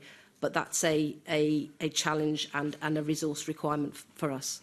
Yeah, when you get a mob turn up outside an asylum hotel, for example, there's a duty to turn up and keep peace, I suppose, if there's different factions of views on those situations. Yeah, understood. I think the general point, though, however, that the audit report Scotland is making is that this still seems like an arbitrary number, and what we're looking for is more of an evidence-based analysis of how many police officers you need, how many back office staff, and what that mix of officers looks like in terms of the skill set, given the changes in crime, the changes in the world. Again, maybe I'll reread the official report after if I've taken any comfort from the answers given, but it's an important point. And on that, and linked directly to that, is the changes in crime itself. Of course, there is some good news. I know we have a habit of only ever pointing towards the negatives, but there is, I believe ministers are keen to make the point there's an overall reduction in crime rates in Scotland. However, there are some particular areas where there's significant increase in the last 5 years that should point as a massive cause of concern to us all, particularly crimes around sexual crimes, crimes of dishonesty, crimes against society, and non-sexual crimes of violence, all of which have seen a rise both year on year and over a 5-year trend, by some of those increases as much as 26%, for example, in the case of rape and attempted rape. Now, that points to a picture of a wider public who may feel safer in the sense that there's a reduction in murder and homicide and in areas like that, but a massive increase in other types of crime. What confidence do you have that the public can be reassured that despite these hikes, policing is still doing its job? So we have seen, as you've described there, particularly in relation to violence against women and girls, and rises in crimes where technology has enabled that crime, whether that's fraud, whether that's cyber. There is opportunities that are being exploited by individuals, and also, as I said a little bit earlier there, in relation to terrorist threats and counter-state threat. So we are absolutely focused on those high harm offences and ensuring that on any day, any week, any month, we are ensuring that we are focusing our attention on highest harm and where there is vulnerability and where we need to ensure and safeguard individuals. So that is a constant balance. That is a constant balance. In relation to that, some of the offending against women and girls that we're seeing people reporting offences that have been committed, going back a bit. I think that's an indication that people are confident that it doesn't matter whether the offending was 10 years ago, 20 years ago. Police Scotland will take it seriously. But there is always that day-to-day challenging of balancing the immediate vulnerability of individuals and the immediate harm against historic offending, and that's a constant balance for us. And part of my bid and my request was in relation to those areas of business. Sorry, did you want to? Yeah, no. Are you comfortable that the government has responded accordingly with adequate resource to deal with this issue? So we've received a budget that meets our needs to an extent. I'm a realist in terms of the fiscal position of the country, but you would expect me to put in the strongest evidence-based possible, and part of that also included a strengthening of our community policing across the country, which would allow us a stronger preventative element to the way in which we do our business. And we'd all no doubt agree in here that prevention is better than cure, and frontline officers at a community level spend a proportion of their time in that preventative space, particularly working with partners. Yeah. You'll be aware of a number of quite high-profile cases of knife crime, often involving groups, particularly of young men in our cities. A lot of casework is coming through on this. There are people who are genuinely concerned and afraid in some town centres of what seems to be, if not statistically, if nothing else, a perceptual increase in knife crime in Scotland, which I thought was something that we as a country had dealt with many years ago, but there seems to be a presence, an increased presence of gang activity we're seeing, putting the public at risk. And this is in the middle of the daytime on a weekday. We're not talking about, our typical late Saturday nights here. Is that an area of concern for Police Scotland, and what's been done about it? So that violence that you describe, whether perception of it rising or not, every individual case has a victim, yeah. Which has huge community impact to people. So we are very active in relation to knife crime.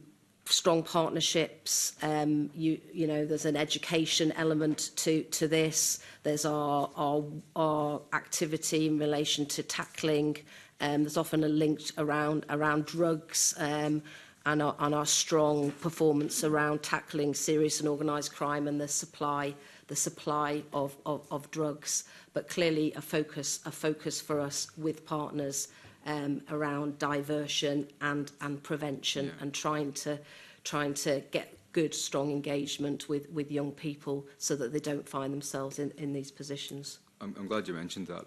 As we're all aware, and numerous committees of this Parliament have identified Scotland's issue with drugs and the mortality rate associated with it is still unacceptably high. Now, arguably, that's a public health issue, but behind all of that is a criminal issue, and that's the issue of supply that meets demand. There are still very major, serious organised criminal gangs operating in Scotland. There are production facilities in Scotland and the importation both across the border from England but from overseas as well. And it feels like it's getting worse, not better. And that surely resonates in the amount of people who are still dying of particularly synthetic drugs on the streets of Scotland. I appreciate Police Scotland will say that's an issue they take very seriously and are pumping a lot of resource into, but the statistics do speak for themselves on this. Again, can you give the public some comfort that this is an issue that Police Scotland is addressing?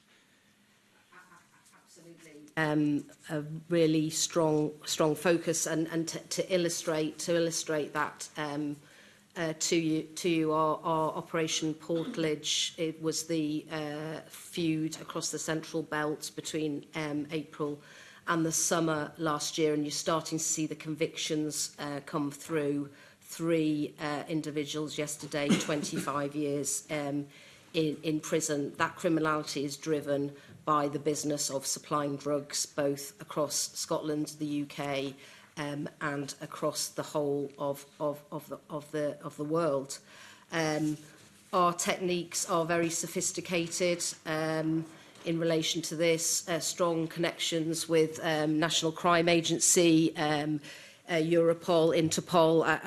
I saw when Alan referenced the extradition from Australia. That's how far our reach is in this space. So where there are people who have fled from Scotland, who are wanted for serious and organised crime, often involving drugs, we will come after them and we will bring you back to this country, and you'll face the consequences. You will see over the next few months more convictions in relation to Operation Portledge. That is sending a strong message to the people involved in that organised crime. And what we're seeing is guilty pleas by those individuals, and the 3 yesterday all made guilty pleas because the strength of evidence against them is compelling. I think that speaks to the heart of both our capability and the seriousness with which we take this issue. And again, there's one thing. If I could please just do. add. So, in terms of public health, we have every officer now carries naloxone. Okay. And there's probably not a day in Scotland where somewhere we want to be administering naloxone. So we recognise the impact of drugs on a very personal and individual basis. We recognise what the statistics would tell us about drug deaths in Scotland, and we are committed to playing our part. And one element of that is through the carriage of naloxone. Have any officers refused to carry it? Very, very few. We will always give the officers the opportunity, but our experience is that the vast majority of officers are willing to carry it and when appropriate, administer it. That's very welcome, thank you.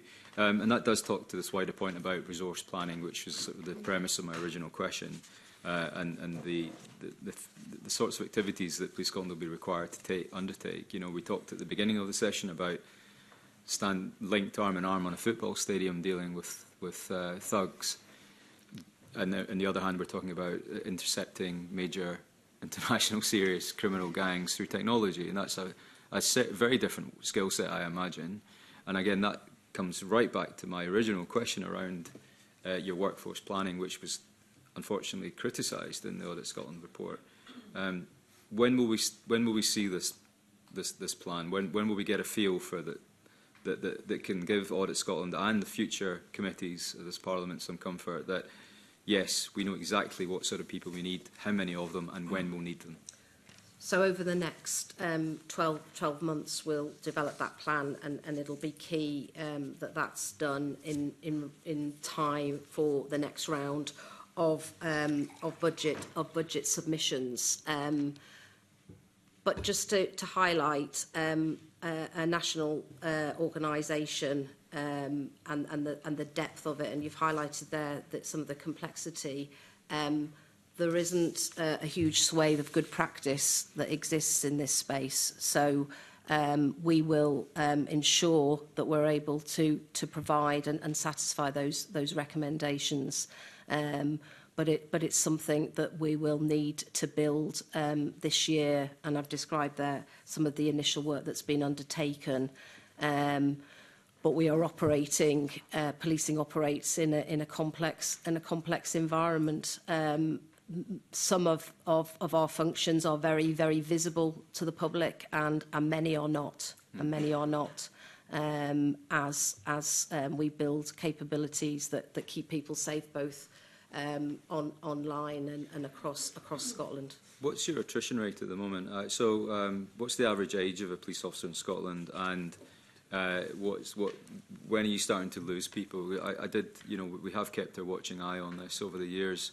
There's perhaps a feeling that we're losing many new recruits who go through training, join the force, do find it incredibly difficult or stressful or unrewarding for all the reasons you mentioned. They're sitting in A&E for 7 hours, they're dealing with somebody in their home with a mental health crisis, or they're being abused or attacked. That's surely not what people signed up to Police Scotland to do with their careers. So I'm keen to get some statistical information from you on, is that picture getting better or worse?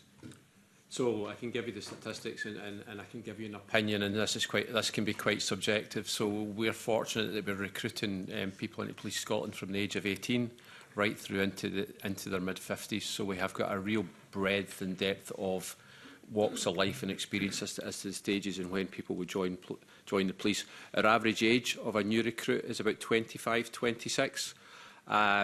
When you then look at the attrition, we would see about 60 to 65 people on average would leave at the end of each month. About 3/4 of that would be retirements. I could spend a while talking about the complications and challenges of pension, but the pension arrangements for police officers have changed. So we have seen a larger number of people choosing to retire slightly earlier because pension arrangements allow them to do that. So about 25% of our officers would resign rather than retire. What I would say, and it might sound a little defensive, I've got responsibility for recruitment and training. I meet every recruit, and I will be at the Oath Office tomorrow. 75 new officers joined us this week. My experience of younger officers joining the police is, unlike myself and unlike the Chief Constable, they don't necessarily see it as a career for life. And I think young people see it as a stepping stone, and their honest view would be, this looks good for me for the next 5 to 10 years. So at times it can be misinterpreted that people just think this is a dreadful job. The other side of that coin is, though, that the demands that are getting placed on our officers is incredible, and it is absolutely relentless. We're utilising officers on days off. They're attending courts on their days off, and the level of trauma and experience that they have to deal with is incredible. You've only got to look at the weekend past between football, fires. We had fatalities on the road, and unfortunately we had 1 or 2 murders across the country. Officers are the first people at those scenes, so sometimes an officer will work out for themselves over a period of time that maybe this is not for them, but it's an area we're really focused on. We do exit interviews, so we do sit down with officers at the point of them leaving, whether it's retirement or resignation. So we are really focused in this space, but in a large organisation, I'm not massively concerned about the attrition rate. I think it feels quite natural in a lot of ways. Yeah, I mean, there's a perfect storm though. If you're losing people who at the end of their careers have been around a long time with a lot of knowledge and expertise, retiring early, a large number retiring due to ill health. We've got some statistics on that, and then a younger generation who are coming in and only working for 5 or 10 years, so they're not getting that cross-discipline experience that they would have done years ago, where you served 2 or 3 years in one unit, went somewhere else and just kept moving around for 25 years or 30 years. That's just not happening at the same rate at the moment. That surely must have an operational impact on what policing looks and feels like. It does. In experience. It does. So what becomes really important for us is the training, the quality of the training that we give officers, and what does our leadership offering look like. So we have a number of programmes. We were trying to develop an accelerated leadership programme. How do we get younger, less experienced officers into more senior ranks quicker, so that we can start to bridge some of those gaps? But there's no getting away from, regrettably, we lose a lot of great experience from the service, and it's very difficult in a public sector organisation to incentivise reasons for people to stay beyond their retirement ages. Right, okay. And we're very short on time, so just briefly, Mr Rennie, I'm not letting you away lightly this morning. There was some criticism in the report, particularly of the Scottish Government, on the lack of a, let me get my terminology right, I think it was the medium-term financial framework. And essentially it goes back to another question that we raised with in the last session, and that's the single-year budget, single-year capital budgets. For an organisation that has over £230 million of capital backlog and a further need for £500 million over the next 10 years for capital alone, it cannot operate in that environment of single-year budgets. Is that something the Scottish Government will consider in the next session of Parliament? Would you look at 3 to 5 year budgets for policing?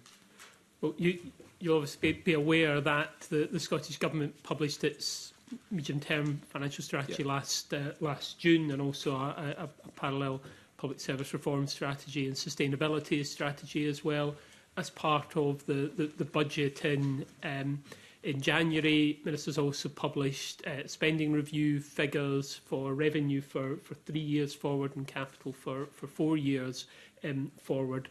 But given the wider budget context and significant uncertainty and challenges around those were incredibly tight forward projections of what the budget position would be.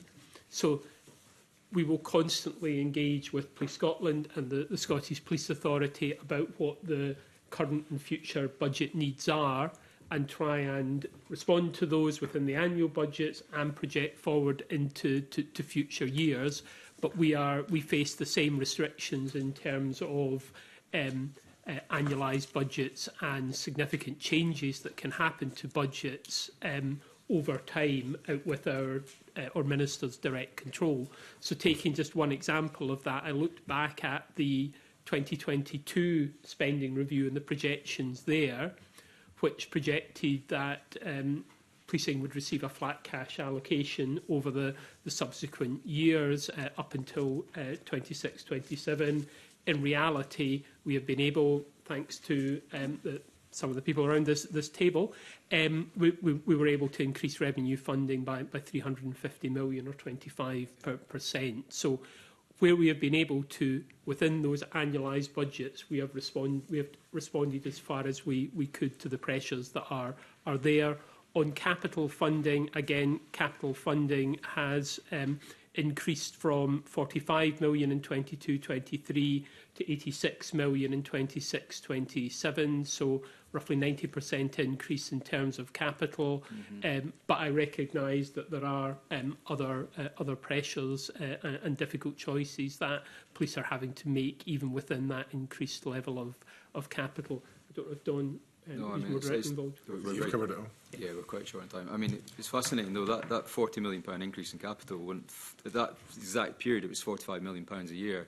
When I was jumping up and down asking for a new police station in Greenock, the answer from Police Scotland was, well, if you get more money from the government, we'll do it. 4 years later, the Police Scotland have more money from the government but aren't doing it, and you know, I could go through the paper trail for another hour on that.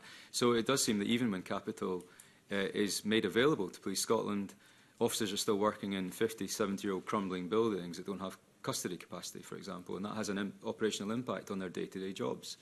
So I don't see this match-up between what the government is saying and huge amounts of capital cash, yet a £300 million backlog in maintenance in the States and crumbling buildings. It just, where's the mismatch here? And obviously, happy for the Chief Constable to come in, but I don't think there is a disagreement there. There has been significant rationalisation of the estate by Police Scotland and looking at its buildings as far as possible.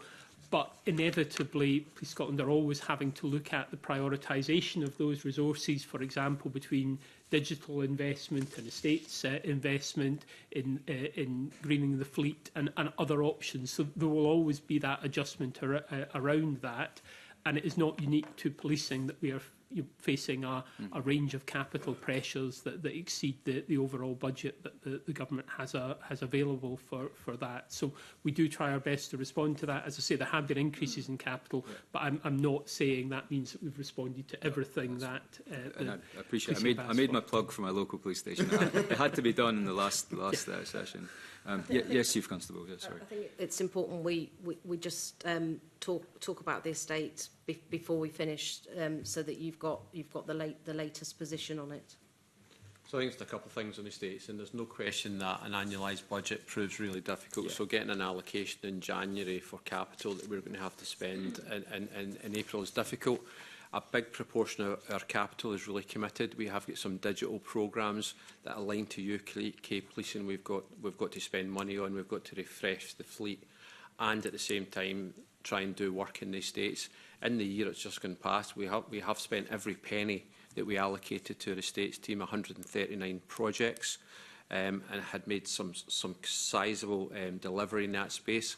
We have an ambitious capital programme, but it needs to be funded, and through the recruitment of a new Chief Estates Officer, I've also asked her to develop an alternative plan based on a little bit less money, but I can see real progress around parts of our estates. We're enhancing some parts.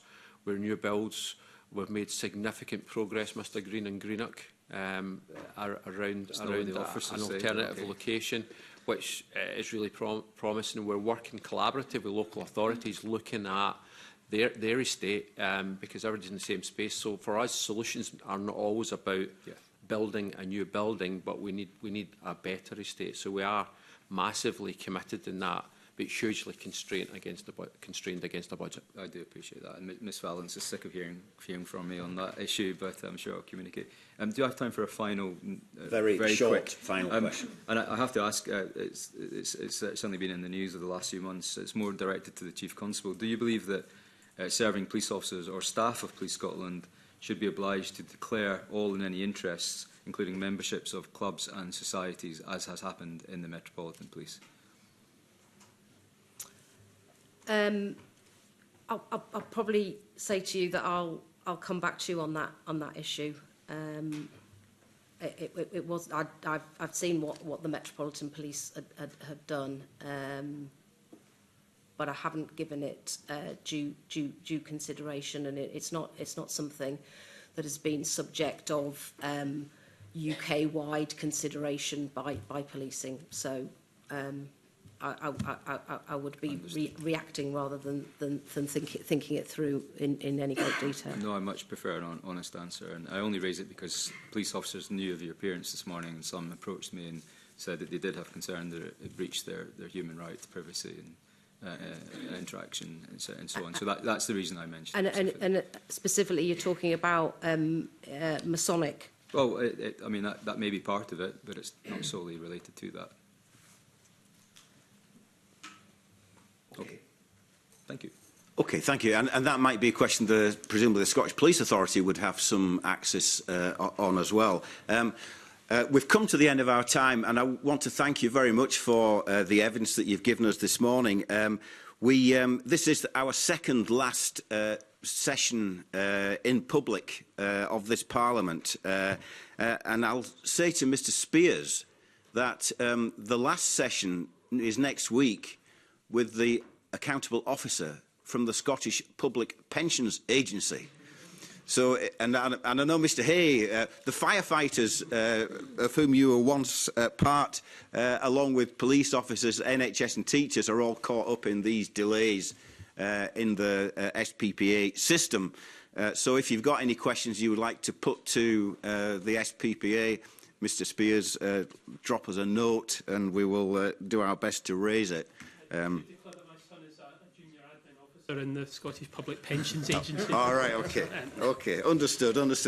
But look, thank you very much for your time this morning. Alistair Hay, Chris Brown, Don McGilvery, Director General Neil Rennick, and can I particularly thank you, Chief Constable and Deputy Chief Constable, for the time and the undertakings that you've given us this morning. It's been very helpful, and we very much appreciate your willingness to answer some of the questions which were not strictly in the report that you were asked to come here to talk about. So we really do appreciate it.